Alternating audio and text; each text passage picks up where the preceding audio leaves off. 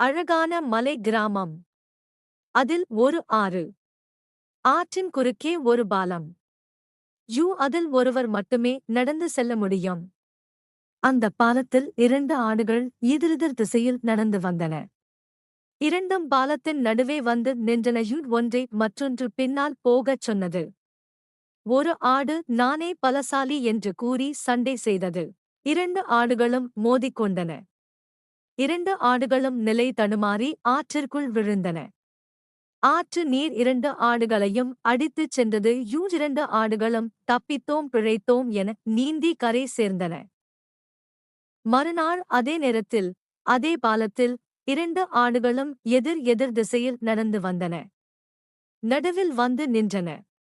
நேற்று நான் பலசாலி என்று சண்டையிட்ட ஆடு இன்று நான் தரையில் அமர்ந்து கொள்கிறேன், நீ என்னை தாண்டி செல், பின்பு நான் நடந்து செல்கிறேன் என்று கூறியது. அதற்கு மற்றொரு ஆடு ஒப்புக்கொண்டது. ஒரு ஆடு தரையில் அமர்ந்து கொண்டது.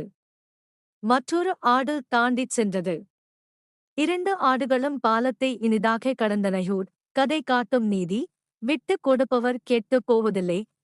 நன்றி குழந்தைகளே. மீண்டும் சந்திப்போம்.